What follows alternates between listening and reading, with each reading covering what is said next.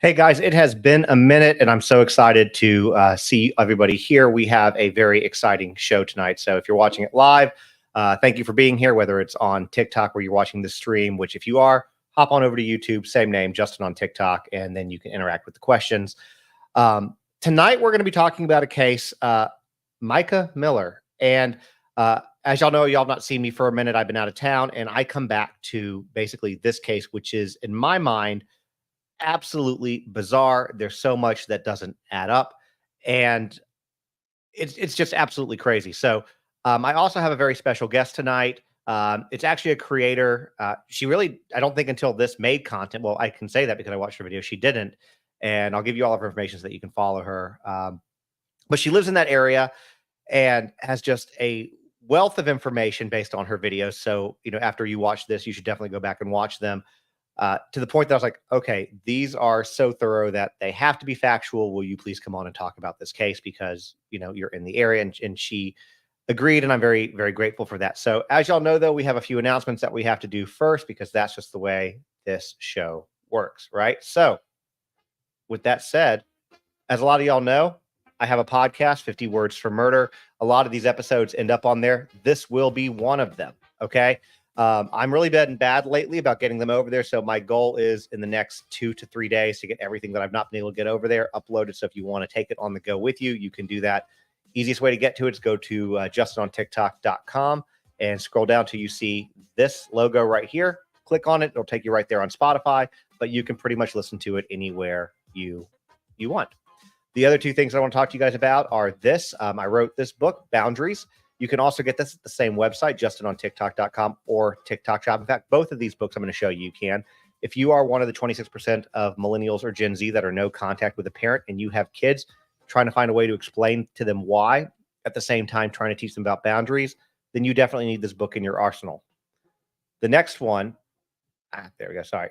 The next one, this one, Surprises Are Okay, Secrets Are Not. I wrote this because, look, I cover a lot of true crime stories like, you know, Audrey Cunningham is a really good example. Madeline Soto is a really good example. We don't want adults telling our kids to keep secrets. This is another one of those tools for parents to have in your arsenal. Again, you can get both of these from justinontiktok.com or through the TikTok shop. The last thing I want to say before we get this started is if you are new here, definitely make sure to hit that subscribe button. You know, join the family here. We do a lot of things on here. I try to do a lot more, and we have some incredible interviews coming up in the next few days. In fact, tomorrow we're going to have Tony Mathis, who is the spokesperson for both Caleb Harris and Sebastian Rogers' family. families. And I know there's a lot of rumors after you guys saw him on Pascal last night, and we're going to basically talk a lot about, answer a lot of those questions, how he's doing both. So that's tomorrow. And then there's a few more that we have scheduled this week, which we'll announce as they come up. So without further ado, let me bring Kyler on. Hey there, how are you doing tonight? Hey, how are you? Nice to meet you. Nice to meet you too. Yeah, we only talked via TikTok Messenger up to this point. And I'm going to do this real quick. This is Kyler's name on TikTok. Go follow her. You're, like you said, you're not really a creator, but you're being thrust into it. So here you are. That's what happened to me. I didn't intend to do this either, but here we are. 1.3 million later. But wow.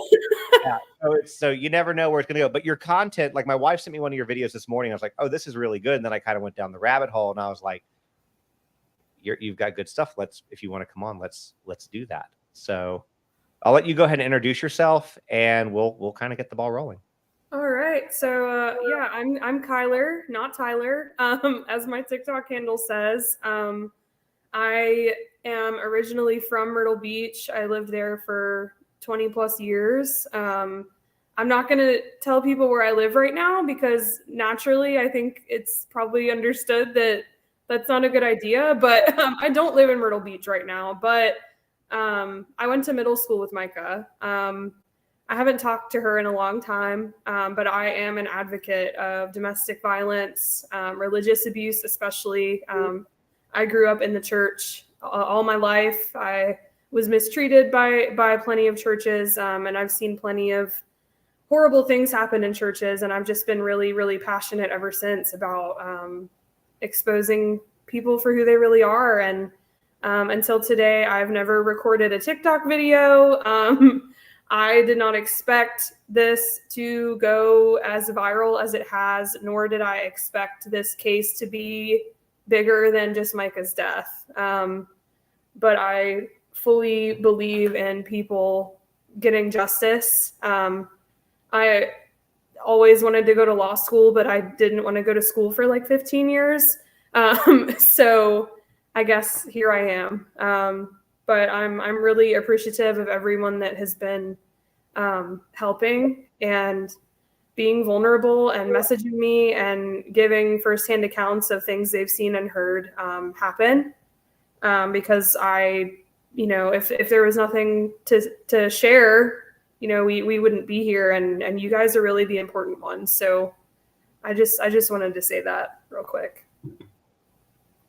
Well, I appreciate you saying all that. And for somebody who's never made content before, yours is really good. So thank you. I appreciate that. Yeah, absolutely. And I love Myrtle Beach. I think I told you we used to have a place there, and there all the time. It was in Surfside, and it's just a great area. And the thing about Myrtle is it's a lot like Pigeon Forge, where there's a lot to do, but it's all touristy stuff. So it's really, when you look at the people that live there, it's not a big town.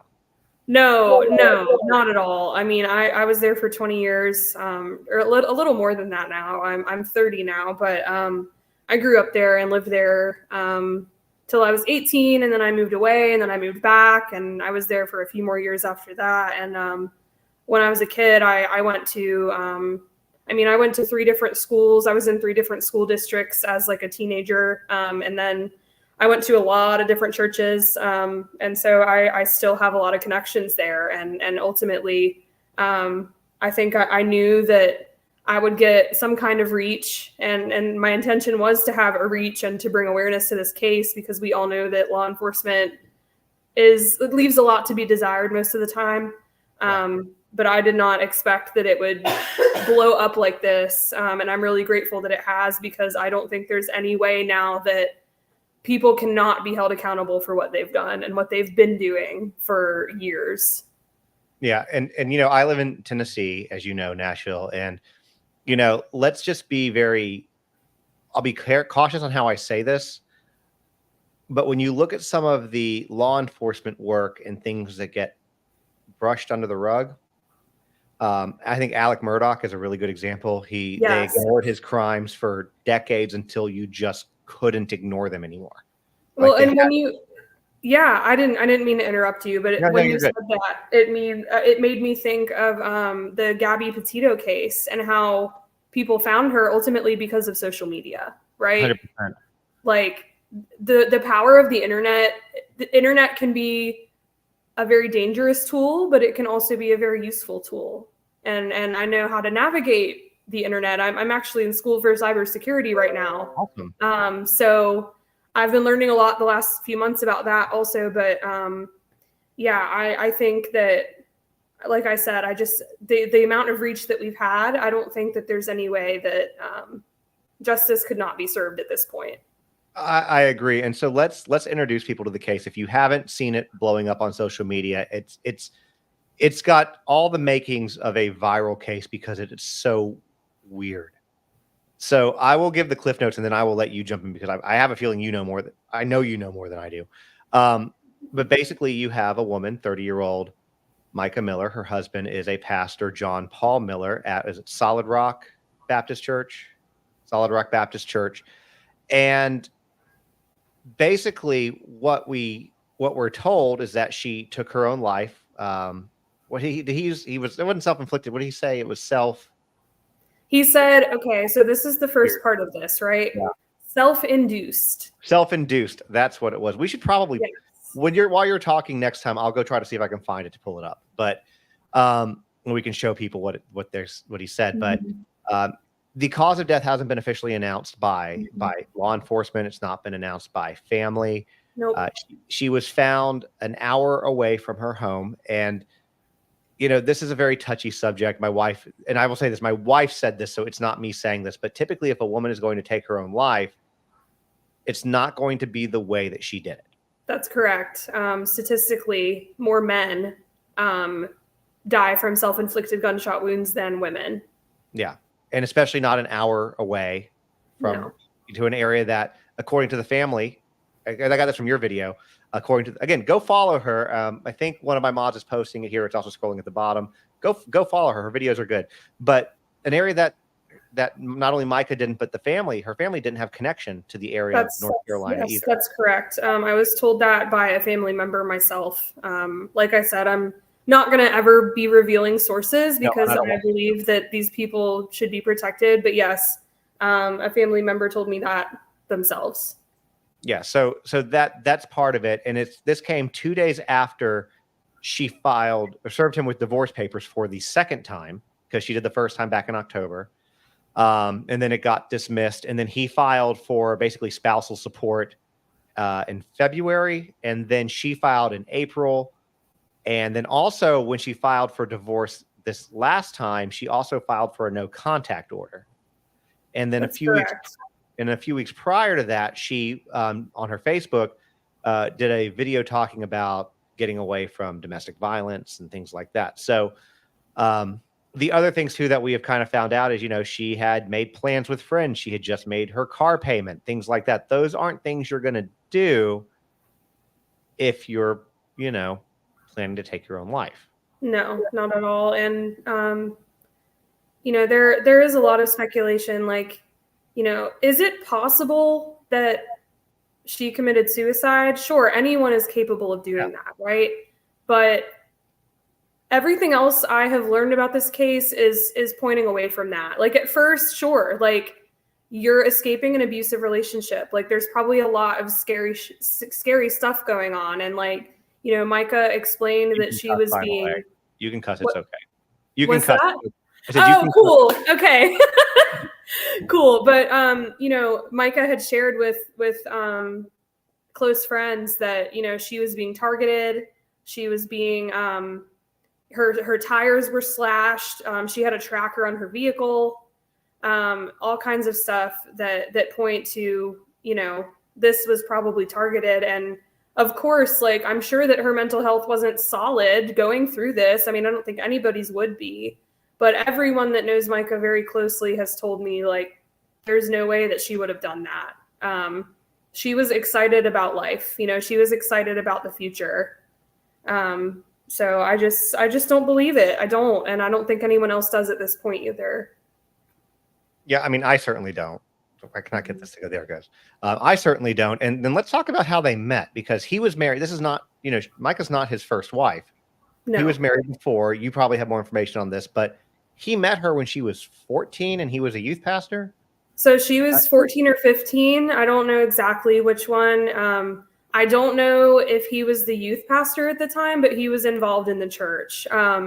And she was very involved in the youth group. So they did meet in the church when she was younger. He would have been, let's see, he's 44 now. So that would have been, he would have been like 30-ish something. Math is not my strong suit. Like apparently investigation is, but yes. So she was very active in the church, and she started babysitting for him and his wife, and then that's kind of when it all started. So their relationship continued while he was married for, I don't know, they got married when she was 23, something like that. So I believe it's 23. I believe so. So 9 years. He was with her. I don't know what degree they started to officially date or things were to happen. I don't know if it was 14 or 15 or older.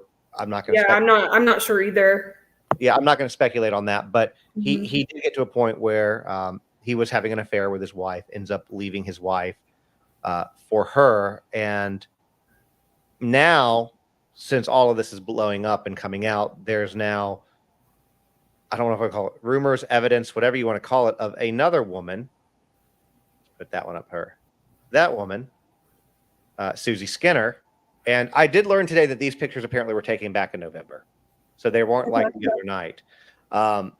But he's got his wedding ring on in these pictures. I've heard that this is his sweatshirt. And she, in the last few days, has really gone to bat for him with everything that's going on. So I don't know how much you know about how long they've been dating, but if there's anything you want to add about that. Yes. So I do.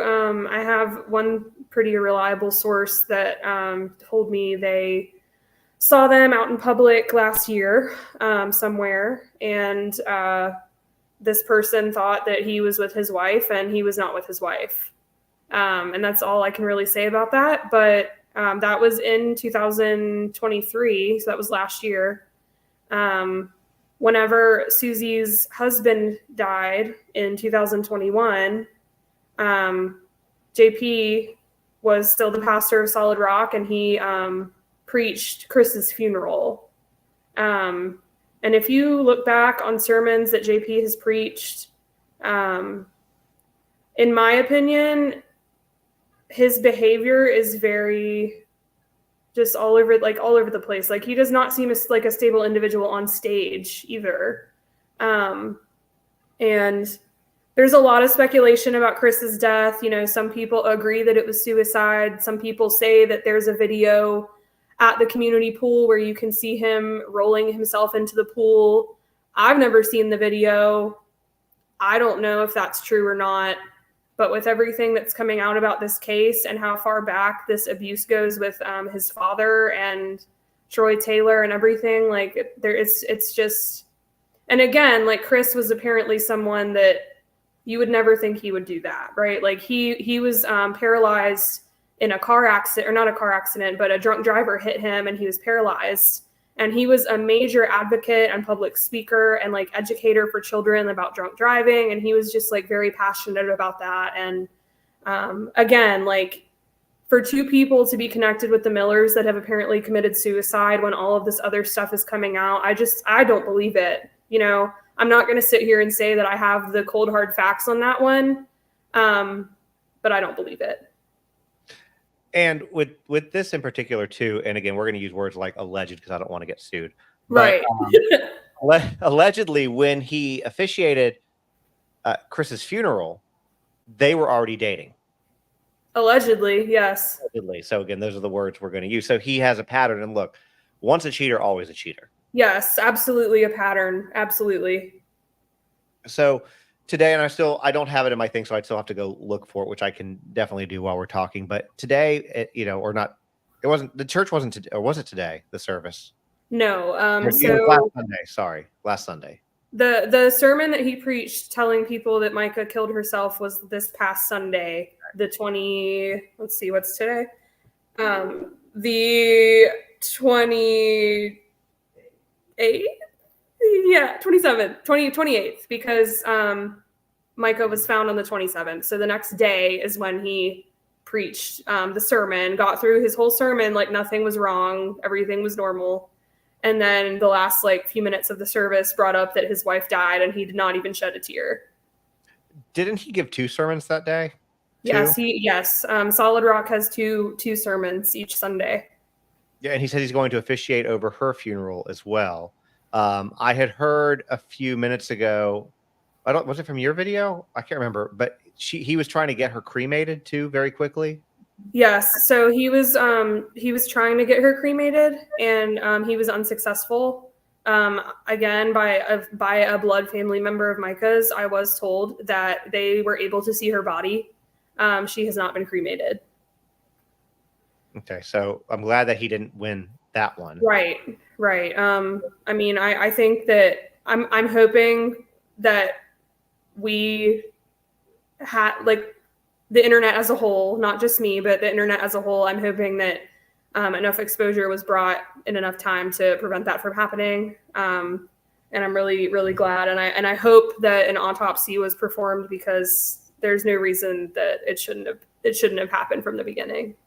Yeah, well, let's hope that SLED gets involved and it's not left up to locals. Right. By those of you who don't know what SLED is, it's basically their like upper echelon. Like I'm in Tennessee, we have the TBI, and that's basically it's South Carolina Law Enforcement Division or something like that. It's basically their upper echelon law enforcement. Yeah, that's correct. So this was shown up on Reddit today, and I'm kind of all over the place because I'm just trying to give the background before we talk to it. I mean, there's just the thing about it is every time you turn around, there is something new coming out. Literally, like every 5 minutes, like I kid you not, every 5 minutes I have a new message or like a new comment or a new question on on TikTok. Like TikTok is so overwhelming for me right now because A, like I've never used it. B, I've just been a lurker up until now, and C, like I have no idea really what I'm doing. So you're lots doing of it, though. lots of tips, lots of notifications all the time. I had to silence my notifications, but yes, there's new stuff every time I turn around. Well, I will just say, create an email for it, put that email in your bio, and tell people to put it there. That will give you some peace. I promise you. Thank you. Thank you. I ask anything. I love to help other people especially when they're coming up. I'm not going to tell you that I know what I'm doing because I don't. But you seem like you do, though. No, though. Here's the thing. I'll give you an example. So I know how to do stuff, but like I didn't know until about a month and a half ago there was a little save arrow. So before I upload to TikTok, I can save it without a watermark to put it on another. I did not know that until about a month and a half ago. Okay. So I'm just saying that I don't know everything that I should, but anything that I can, I'm very happy to share. But let me throw these charges up. Again, Reddit, you got to take Reddit with a grain of salt. These are supposedly charges that were brought on JP with his first wife, which, by the way, the internet's already found her. I think she wants to stay as far away from this as possible. Yes, absolutely. Absolutely. Which, by the way, if you're watching this, please respect that. Yes, please do. But have you seen anything to indicate that these charges at some point in time? Oh yeah. For sure. The two that I know of that are like completely legit are the deadly weapon charge and the assault. Okay. I'm not sure about the others, but I mean it all checks out. Honestly. But honestly, they would check out because if look, he's supposedly, like you said, 28 to 30. She's 14 or 15 when they start. There is no world where that's not grooming a child. There's just no world. No. There is nothing that a 20-something-year-old man has in common with a 14-year-old girl. No, not at all. So it's grooming. So when you have things like possession of liquor by a minor, possession of consumed liquor by a minor, contributing to the delinquency of a child, to me, that doesn't seem that far off. No, not at all. Not at all. So, okay, well, I'm glad to talk about those. Now, the last thing I kind of want to show, which you've probably seen before we kind of get into and I'm just going to let you kind of just take it and say whatever you want to say. Have you seen Susie's statement that she made? I have. Okay. I posted a video, but I'm going to put it up here. Okay. And we're going to read it. And for people who are listening to it, I guess on a podcast later, but she says this is basically in response to all the photos coming out about her and saying that they were together, dating prior to Micah's death. And she says, he's my friend. His wife died 4 days ago and he had no one to eat with. He asked some people to sit with him, but no one could go. So when he asked if I could go, I went. We've been friends for years. It wasn't a date.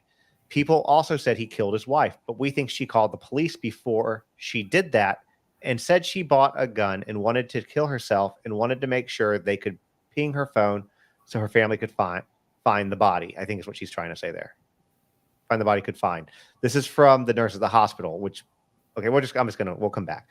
Then she did it. She has attempted suicide before. She is schizophrenic, bipolar, and has dependent personality disorder. She put herself off medication starting in December against her doctor's orders and JP's wishes, and even texted her family to tell them she was doing it. This is the longest she has been off lithium since being diagnosed in 2017. A few weeks ago, she threw a belt out of the car while driving down the highway because she thought it was a snake. She was recently playing chess alone and talking to herself. When they asked her what she was doing, she said playing chess with the demon. She was very, not extremely, mentally ill. I think she's meaning to say she was very, if not extremely, is what I think she's trying to say. Mm-hmm. And the people who post things like this on social media haven't spoken to her or JP in years. They were part of his first church that ended in 2015. So none of that is what people make it look like. So I'm sure you have thoughts on this statement. I have thoughts. Do you want to go first or do you want me to go first? You go first because okay. I'm still collecting. Okay, you collect and I'm going to go first. I've read it a few times. So to me, this is massive gaslighting. Yes. First of all, it's a complete over-explanation. Yes. For explaining why they were together. She goes that, it could have ended with, hey, he's my friend. He was sad his wife died. He asked me, he asked if somebody could go out eat with him. I said, sure. It could have been that. That could have been it. But no, she goes on and she knows, air quotes, knows a lot of information about her for somebody who's just a friend. Exactly. Yes. And as being just a friend, or regardless, whether this stuff is true or not, or even some version of it is true, it's not her place to blast this online and try to vilify a woman who can no longer defend herself. Right. I find that I struggle with that. The other thing I struggle with is she's saying that she called police first. The police would have tried to stop her if that happened. That would have probably already possibly been released. Right. And then this is from a nurse at the hospital. Well, how would a nurse know that? And if you are found dead in the woods, you're not taken to the hospital unless you're taken to a morgue that's there. So these are all the things that I'm struggling with in this statement. And did I miss any? I don't know if I missed any, but if I did, No, that pretty much covers it. Yeah. The biggest thing that I try to keep in mind about Susie is that she's probably a victim too. And she's probably being manipulated too. And I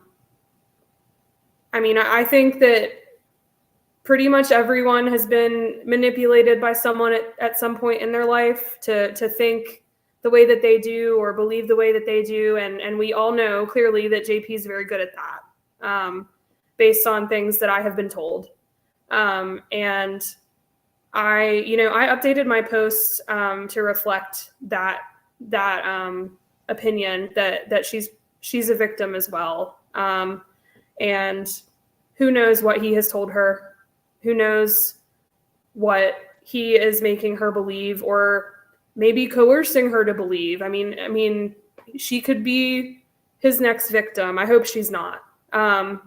But everything about that statement, does not add up in my head at all. And it certainly does not make more sense than all of the pieces of this case that I've put together on my end.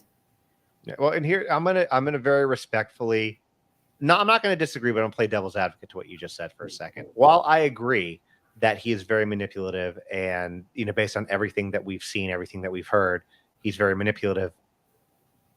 if it's true that they were dating while he was married and she was married, she knew that.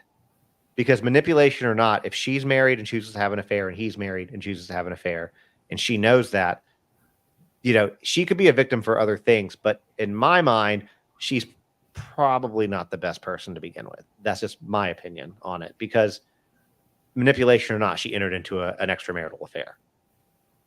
That's fair. I mean, she was not a child, she was an adult. So that's fair.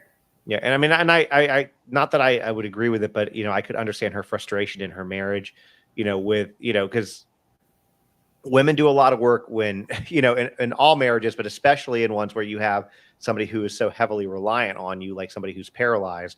So I would imagine that she probably was tired and frustrated and, needed support elsewhere and did that. I'm not making an excuse for her. I'm just saying that I could see why she could do that, but she still consciously made that decision. So, all right. So those are the things that I kind of wanted to bring up right on the front. So now I don't know what all you know. So I'm just gonna let you talk. Okay, well, let me pull up my notes because I have a lot of them, and I don't want to forget anything. So I'm gonna scroll their name again at the bottom. Kyler, not Tyler 1. Kyler not Tyler 1 at TikTok. Please go give them a follow. Thank you. So we've talked about JP. We've talked about her body being found in Lubber River State Park, not far from Myrtle Beach. The treatment of JP to not only Micah, but people around him that have had dealings with him. So this part of the case is where things get really crazy. I have recorded TikToks on this, and I have also been updating Facebook. But JP's dad, Reginald Wayne Miller, I have had so many messages about this guy, and I've done a lot of research on this guy. And before I even start talking about this relates to Micah, because I think once you hear everything, I truly believe that Micah was killed because she knew too much.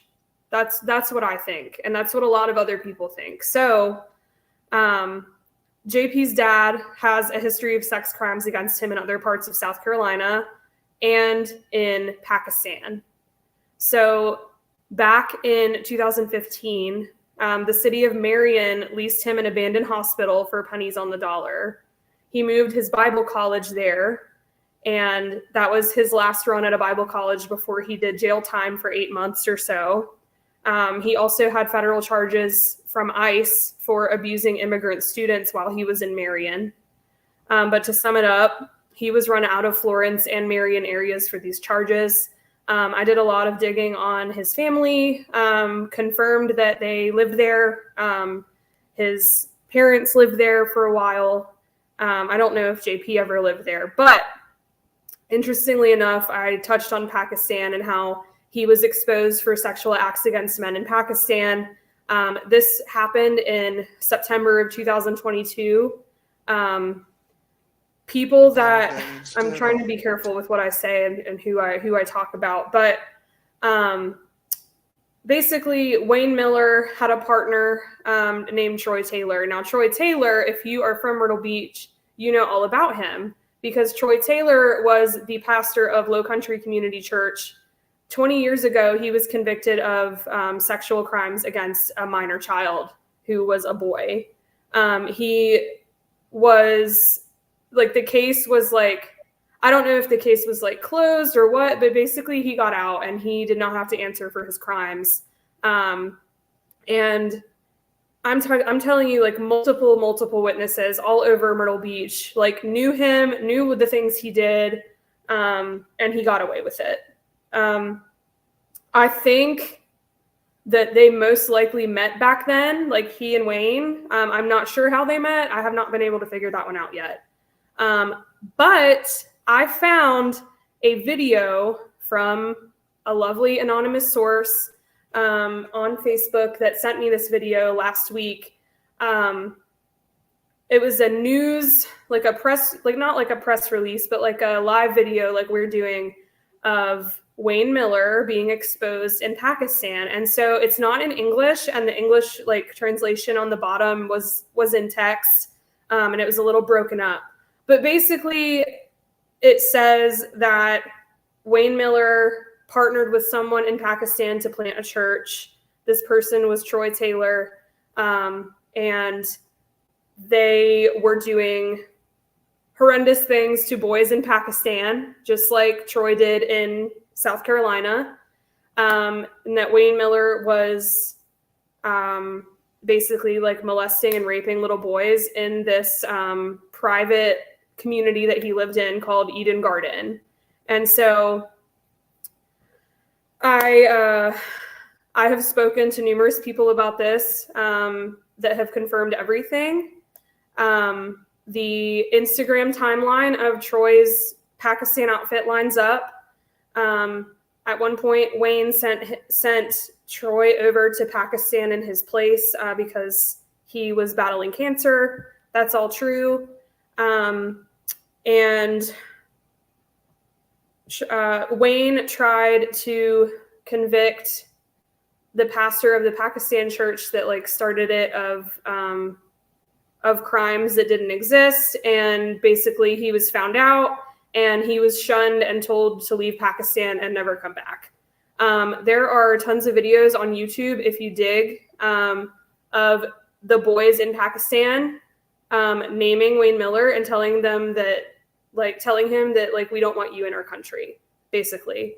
There's a photo of Troy Taylor and Wayne Miller at the Myrtle Beach airport the last time these two Pakistani people came back, and they have been going around Myrtle Beach exploiting people for money for the Pakistani mission, and the Pakistani mission does not actually exist. That's the short version. There's a lot on my TikTok and on my Facebook, but basically how this relates to Micah is Micah told a close friend before she died that, I don't know when this was, but it was within the last year, that she knew that JP was doing things with the church money that he shouldn't have. That's all I know. That's the only thing that she said. But it would make sense that JP, who has a church and a kids program and makes all kinds of money in his church, was a part owner of Crocodile Rocks, which is the dueling piano bar in Myrtle Beach that pulls in a ton and tons and tons of money every summer during season. It all makes sense. Like all of the dots are connecting, and there's no, like, I'm telling you, like, I can't release my sources and I will not release my sources, but everything in that Pakistan video and everything on my Facebook or my TikTok that I have talked about has been confirmed by more than one person as 100% accurate. So yes, it's crazy, and yes, it sounds far-fetched, but I believe this all ties in with Micah. And then we talk about Lumberton. So Lumberton is one of the most dangerous cities in North Carolina. It's very remote. It's very small. The law enforcement division leaves a lot to be desired. They've had their own scandals over the last 20, 30 years. Their system was hacked back in April. So every single case file, everything was like released and leaked. And I have been getting messages from women in Lumberton today, those started today, about how women in Lumberton go missing all the time. People get murdered all the time and nothing ever happens. Like, nobody ever finds out what happened. And so wouldn't it make sense that all of this stuff, with all of this money that the Millers have, all of this like Pakistani mission shit that they're funding but not really funding, like, of course they would have money to pay someone to kill her in Lumberton and keep quiet about it and pay off a very, very small law enforcement division to keep it under wraps. That's everything I know. And like I said, there's a lot of more details about Pakistan on my Facebook, but Like, I have spent hours and hours and hours on this, and it all makes sense. It really does. And it's not even that it's not even that crazy, because crazy shit happens all the time, right? Like, you look at Gabby Petito, and you look at Alex Murdoch, and you look at all of this other stuff. I mean, and the program, the Cons, Cults, and Kidnapping documentary that came out a couple months ago. Like, all of this abuse happens all the time, and nobody talks about it, and nobody gets held accountable for it. And I'm so tired of people getting away with shit like this. And this is so much bigger than Micah. And I'm, it's like, Micah's death is such a tragedy, right? But it would make sense that something potentially so beautiful could come out of this, of her death, right? Like, her death is not going to be in vain at all. Like, I truly believe that this is the end of all of these scandals for this entire family and all of these people, and there's no way that they're going to be able to get away with it. So I'm going to step down off my very emotionally charged soapbox now. You don't have to. I'm always on that soapbox too. Just but, so you know. So you're good. It's terrible. And it goes so much deeper than we ever thought. And I will die on this hill. That's fair. The thing is, look, this is not like, don't take this if you are very religious, if you're an avid churchgoer, but there's been a lot of deception and money and manipulation where people use God as Yes. the reason to do that. No, more debts and money. It's the perfect, it's the perfect opportunity. It is. And so again, when you look at these generational families, you look at the wealth that, churches bring wealth because, people tithe. And I mean, look at, Joel Osteen's a really good example of, one of those mega churches. And, it's to be the owner or, the head of a church, especially one that's pretty popular, which I believe sounds like Solid Rock is pretty popular.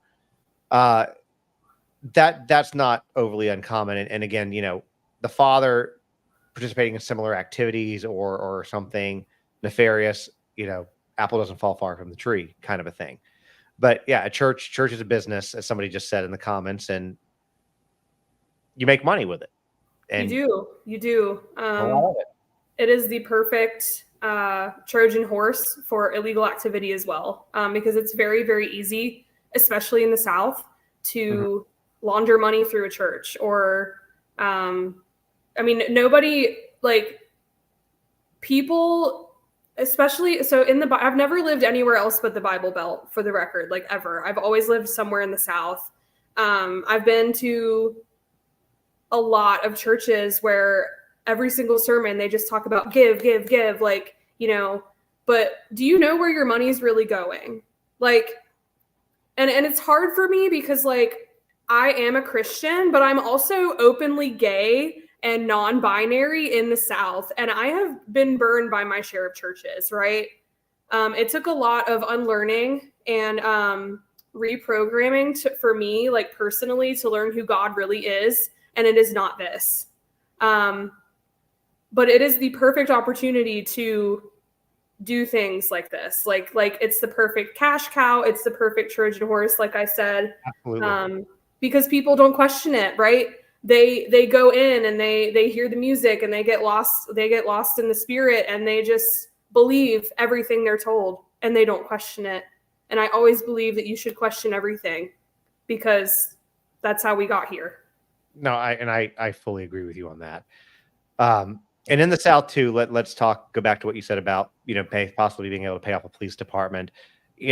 Again, a lot of y'all who have been following, whether it's, this case is new, but following a lot of the cases that we've been talking about, a lot of them have been taking place in the South. And you can look at, let me go way back. When I say way back, a few months ago, Audrey Cunningham. Okay. I don't know if you followed that one or you know what I'm talking about, but I actually don't. don't. So a 10-year-old girl was and then thrown in a river by a man with swastikas tattooed on him. But a few years prior, he was caught in bed with a 10-year-old girl, and they let him plea it down, so he wasn't on the offender list. Are you serious? I am dead serious. And so you have situations like that, where again it's small town Texas, and they were able to do it. I live in the area where Sebastian Rogers is missing, and the police have been fairly quiet. The dad is very frustrated and upset. You have that. You mentioned Gabby Petito. I know Joe is fine with the way that the police handled it, I guess, where he's at now. But at the time when we were all watching, I mean, they literally thought Brian Laundrie's mom was him. So anyways, in the South, it's not uncommon for you to be able to just brush things under the rug, pay off, know somebody. It's kind of a good old boy network. It is. It really is. And it's terrible to actually say that out loud, right? Because you would expect more. You expect more from people that are supposed to protect and serve, right? But when's the last time they did that? And there are some phenomenal police officers out there who are in it for the right reasons, but oftentimes, for sure. Yeah, but oftentimes they have to report to those that aren't necessarily. Yes, I was just about to say that. It's most of the time the good ones, their hands are tied, right? They can't do anything about it, or they risk their job or their reputation, and that's also awful. Yeah, exactly. But there's a lot of good. So this is definitely not bashing law enforcement at all. There's phenomenal law enforcement out there, and we definitely need them. So please don't take it that way.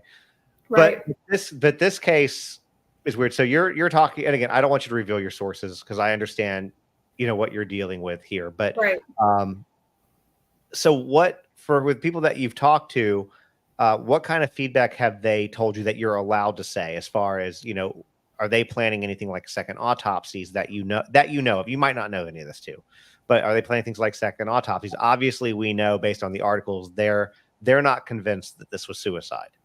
No, so, I don't think anybody is at this point, except maybe JP and his family. I mean, I don't know. I don't know of any plans for. I don't even know if there was a first autopsy yet. I don't know. All I know is that she was not cremated and that her family got to see her body. I do know that the Robeson County detectives in Lumberton have not sent a single response to anybody. They have not made any phone calls back. They have not made any email responses about any of the tips. I don't even know if Myrtle Beach law enforcement is working this case. I know nothing. There's been pretty heavy radio silence from law enforcement in all areas. That's interesting. Now, that could be a good thing. That could be they're not buying it. It could be. It definitely could be. And I could understand, well, they responded to me, but they didn't respond to me. If they were to respond to anybody and leave other people out, it might look suspicious or whatever. And I totally understand that, sometimes there is a reason for things, and a process. But given Lumberton County's reputation, it's a little more questionable. Sure. So here's a question, and you might not know this either. Do you know, has any reports mentioned that they found a firearm alongside her body? I would imagine. There have been no reports, no statements released from law enforcement about that.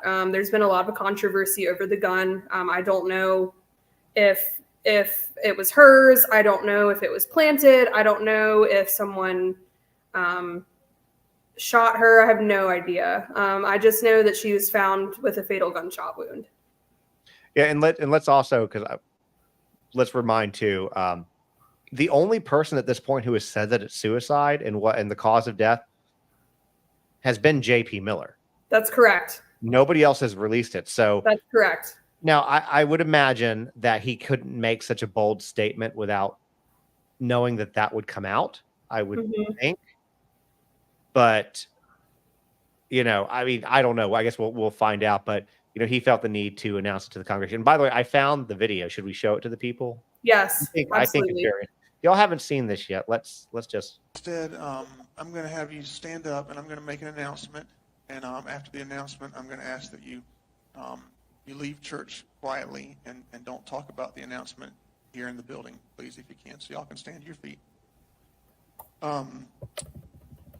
Before I make the announcement, I also want to say that my request to you is that you will continue to come to church and serve and give for the next little bit. 'Cause I don't want to have. I'm taking a little bit of a break, and I don't want to have to worry about the church. My break may be a few days, a few weeks. I don't know.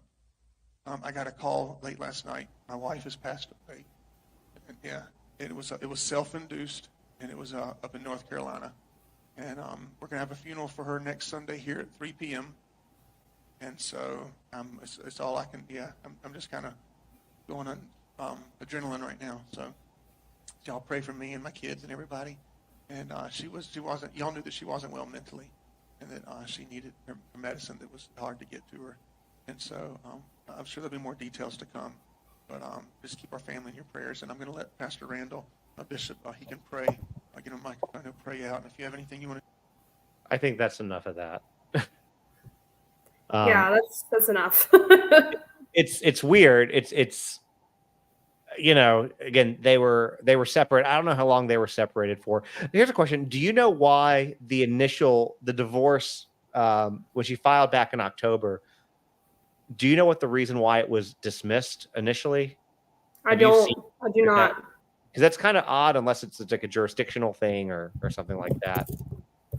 But that one I'm kind of curious about. But they were estranged, and he just kind of, again, he goes through 2 sermons before he does that. Says that he doesn't seem, I mean, again, I'm just being very judgmental here, so I'm going to go ahead and admit this. But to me, the choking up and the tears seemed very much like crocodile tears. They just really, for sure, absolutely. And yeah, I've had people say, like, they've analyzed his persona or whatever, and it's very apparent that it's all fake. Just like his video interview with I forget what news station it was, yesterday or the day before. The interview on camera, like those were not real tears. And also on Sunday morning after your wife's death, when you're talking about please give to the church, I'm going to be gone for a few days or a few weeks. Where are you going and why? Yeah. Well, the other thing too that really sticks out with a lot of the statements that he's making, with what his girlfriend is making, or his alleged girlfriend is making, is they're really putting a lot of focus on her mental health. Yes. A lot of focus on it. And I would be very interested, whenever they're ready. Obviously they're not at this point. That's fine. I would be very interested to hear what a family member or a close friend of hers would say about all of that, because I have a feeling that the only reason she might have had mental challenges was because she was married to him. Absolutely. I 100% agree with that. And I have had people say that to me. Yeah. It's, again, he started grooming. Again, I'm just going to say he started grooming her at 14. Again, there's no other reason why a 28-year-old man, 29-year-old, however old he was, 28 to 30-year-old man should be interested in a 14-year-old child. No. It's a child. So, he's grooming. So, even her, let me pull it back up real quick, at least for me. The comment that she made, or is it on the statement that the girlfriend made, where she said, I cannot find it. Your first, talking about, here it is. Dependent personality disorder. The only reason that she probably had that again was because of being groomed as a child and then being in a relationship with a man. So yeah. And I also want to talk for a minute about the kind of psychological damage that does to somebody. Yeah, go for it. I've researched that too. Don't think I haven't. I was raised in a narcissist house. That's why I wrote those 2 books that I wrote, at least the first one. Grooming a child. Oh my gosh. Like, I could talk about that for another hour. Like, the psychological damage that does to somebody. Also the mental, like, someone's ability to, like, not only, like, try to leave a domestic violence situation, but a domestic violence situation where they were groomed by their abuser.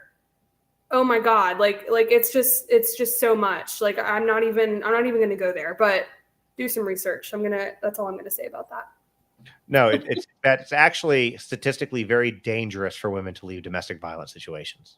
Yes. So Very dangerous. on average, it takes a woman 7 times to leave her abuser. 7 times. 6 times they will go back, and the 7th time they will leave if they don't get murdered first. Yeah. That's the statistic. That's the truth. No, I know, and it's. I'm sure you're on TikTok, so I'm sure you've seen the. Would you feel safer as a woman with a bear or a man in the woods? Yes. Because the bear's intentions. So, yeah, I think that there's a lot that's going to come out like you said, every time you turn around, there's something new.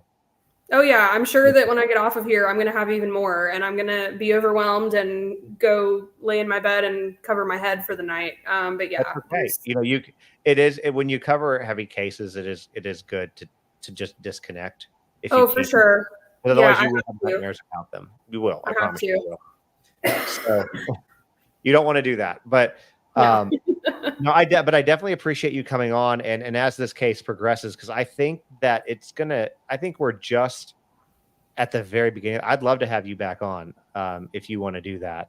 Absolutely, yeah. And the people asking, I'm scrolling it at the bottom. It's Kyler.NotTyler1 at TikTok.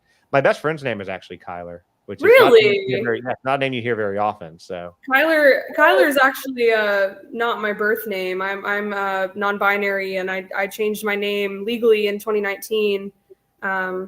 So I chose Kyler, but I've heard a lot of people say that they know someone named Kyler, and it's funny because I don't. So. Well, yeah. Well, my friend he actually took this picture that's behind me. He works for Alice Cooper, and it's a whole cool thing. But cool. before we go though, so I like to let them have questions. So somebody asked how long. Well, let me pop these up here. Let me go back to here real quick. So if you guys have questions, you can do. Jana asked, how long ago was the wheelchair self-induced death? So you're referring to the husband of Susie Skinner, and that was October of 21, I believe. I don't know what month it was. I just know it was 2021. So it's been a little more than 3 years, or almost 3 years ago. So yeah, it's been a while. September of 20. My wife says September of 2021. Thank you, honey. Okay, so I saw an article for October, so okay, makes sense. So why they would have done it later, and apparently he had a big zest for life as well. Just to kind of give you a little background, what you read about this guy, he became paralyzed, but he adapted very well to it.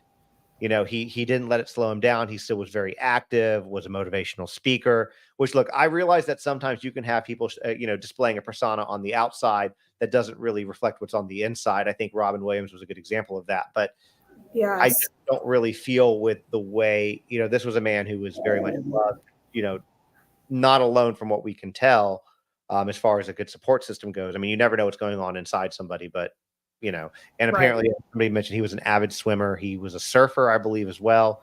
So for him to drown, and I know where Market Commons is. It's, kind of right near, like, south as you're going towards Surfside.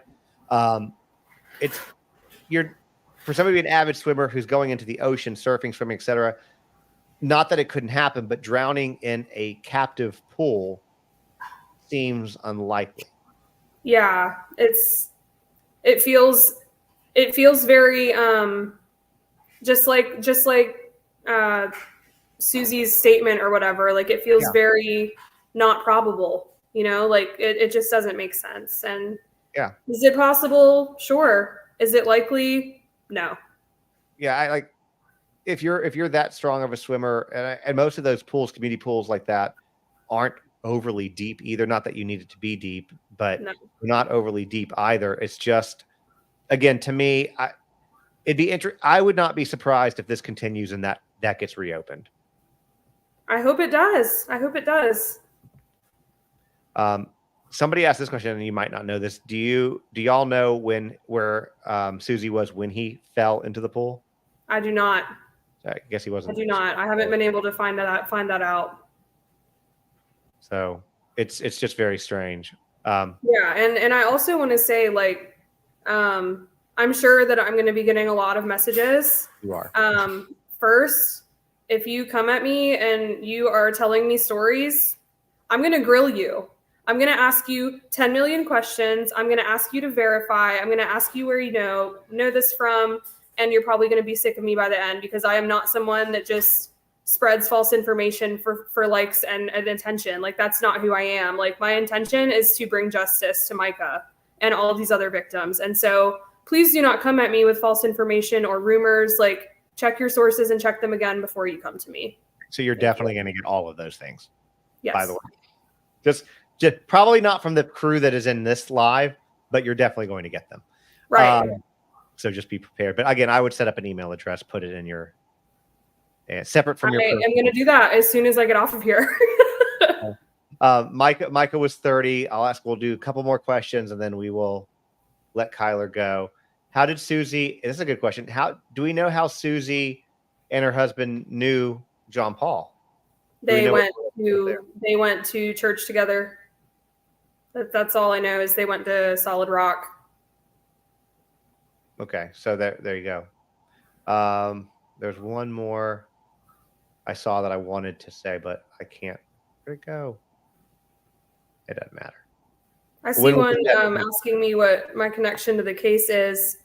I went to middle school with Micah, and just because I have not spoken to her in a very long time doesn't mean I don't care, and doesn't mean that I don't believe that she should have justice. I also lost a friend 6 years ago. Her name was Nicole Birkbeck. She was found with a fatal gunshot wound, and it was believed to be suicide because of the abuse of her boyfriend. And nothing was ever really like brought to the surface. And we miss her very much. And I think she'd be proud, but it hit home a little bit for me. And like I said, I'm an advocate. I didn't really have any social media presence before this, because it's funnily enough, I'm kind of a private person most of the time.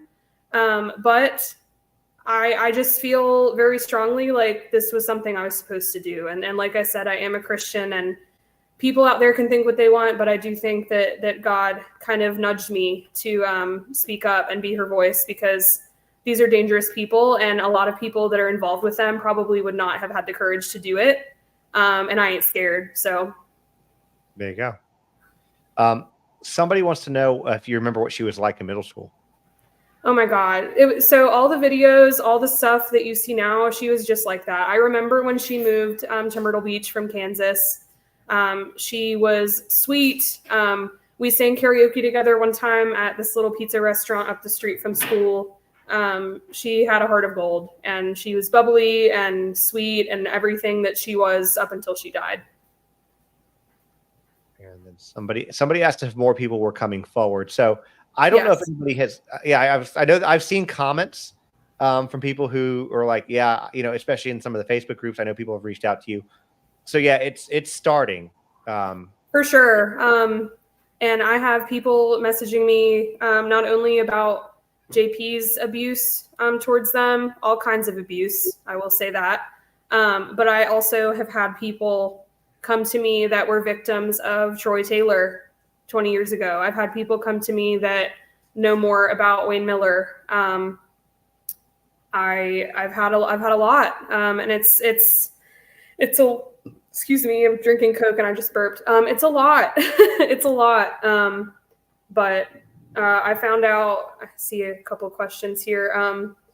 Kyler, when did you find out? I found out Sunday or Saturday, actually, I think, when it was released or whatever on Facebook from a family member.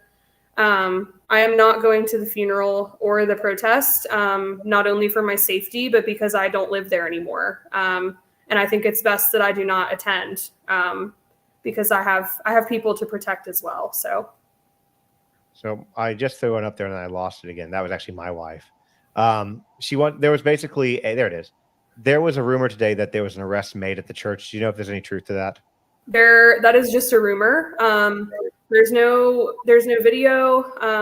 The only thing I know about anything that happened at the church today was that there was a U-Haul parked there. And later on, it came out that the people that run the kids stuff there that are renters, they were renters, so they were not like, part of the church. I mean, they were part of the church, but they cut their ties with the church. And they were moving their stuff out today. So that's all I know about today at the church. I do not know about any arrests. You best believe I've been checking Jay Rubin every hour. But there has been News is a good source too. I started following Fitz News during Murdoch, and that's a good source too. Somebody asked real quick what happened to his other wife. She divorced him, and I'll say this at the beginning of this, and I'll say it again. She doesn't want to, as of now, she doesn't want to be involved in any of this. So please, people, don't go like stalk her and try to find her. This is an interesting comment. What about the doctor that passed away the week before that was partners with his dad, and he broke away from the partnership because he learned about the essay going on? Yes. So that is Jerry Savelle. He was a very popular evangelist. He was part of the church in Pakistan, and he was part of the team that basically kicked Wayne out of the country. And so I think it's very suspicious, and I'm glad you brought that up because I forgot about it. So thank you for asking this question because this is really important to this case as well. This guy died 2 weeks before Micah and of a heart attack, but there's still no cause of death. None. There's been no cause of death, like official cause of death released. He knew what was going on. Micah knew what was going on, and now they're both dead within 2 weeks. Kind of like Boeing. It's kind of fishy. Kind of like Boeing. It's kind of fishy. Yeah. I see a comment about the layers. There's a lot of layers to this. And like I said, I never imagined that this would all be uncovered. I did not. But I'm glad that it is. Yeah. And the layers are insane, which is why, if you're one, like in a week from now, you are not going to be able to jump into this case. I can tell you, I've seen, it's like Murdoch. Well, you can't jump into Murdoch late because you won't have a clue what's going on. This is going to end up, I feel, along those same lines. There's just so many, the more layers of the onion you peel back, the crazier it gets. Which is why today, like within 2 hours, I was able to put out 3 videos, and I don't even have a fraction of the information Kyler has. So there's a lot to it, guys, and we're going to talk about it. It's probably going to be something that's talked about daily for the foreseeable future. So, follow me, follow Kyler. I'll throw their name one more time up. There we go. So Kyler.nottyler1 on TikTok, give a follow. So, well, I appreciate you coming on and taking the time. And like I said, I definitely want to have you back on. So as more information comes up, and yeah, you've been awesome. Thank you. Thank you. I appreciate the opportunity. Absolutely. And for those of y'all wondering for tomorrow, if you didn't see the beginning of this, we're going to have Tony Mathis, who is Caleb Harris's and now Seth Rogers' spokesperson. Because I know that you guys have a lot of questions. I've seen the rumors flying around that because there's already so many rumors flying around Sebastian Rogers as is. So we're going to be able to answer all y'all's questions and update on that as well. So, all right. Well, you guys have a good night. Have a good night, Kyler, and we will talk again soon. Thank you. Have a good night, everyone.